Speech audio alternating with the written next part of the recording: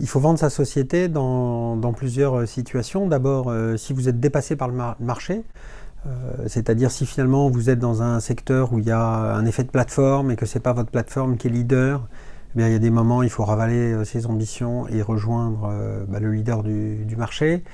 Voilà, ça c'est très vrai pour les sites internet et les sociétés à effet de plateforme. Et il vaut mieux un peu ravaler ses ambitions et ne pas être le dernier dans la consolidation. On peut aussi vendre quand on rencontre un projet industriel de qualité. Ça a été le cas de Netatmo avec Legrand, dans lequel Legrand nous a proposé un super projet, très inclusif pour tous les savoir-faire de la société. Et donc finalement vous êtes content de rejoindre un groupe et de pouvoir continuer à participer à une aventure industrielle, ce qui est notre motivation numéro 1. Et puis la troisième situation, c'est s'il y a quelqu'un qui vient vous faire un chèque qui est bien supérieur à la valeur économique de votre société parce qu'il a un intérêt stratégique à l'acquérir.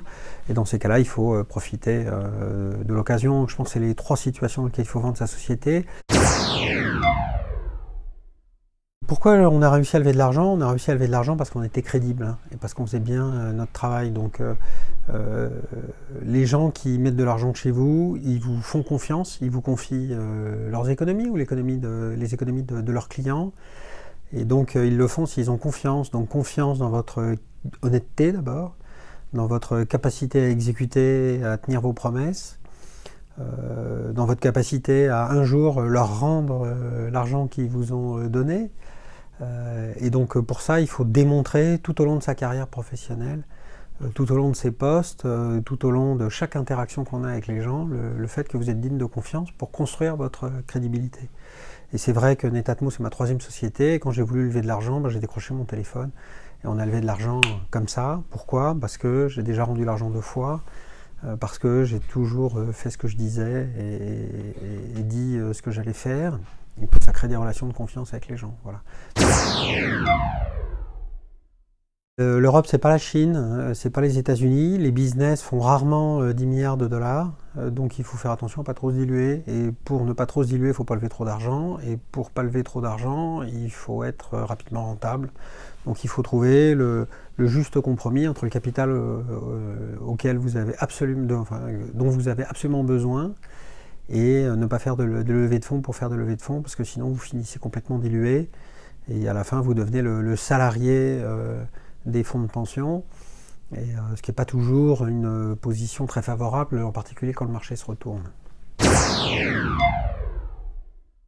On a essayé d'aller aux États-Unis, on a beaucoup investi, on a vendu nos produits, et puis on a dû fermer parce qu'on n'a pas eu le succès escompté, et on a préféré concentrer nos efforts sur l'Europe, et donc employer la totalité de nos ressources sur un seul continent.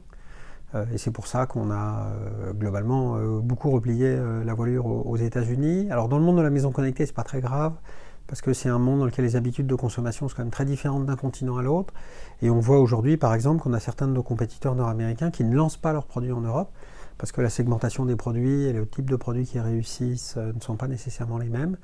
Et donc la maison connectée, comme d'autres secteurs, en particulier dans les télécoms, fait peut-être partie de ces marchés qui ne sont pas totalement mondiaux. Mais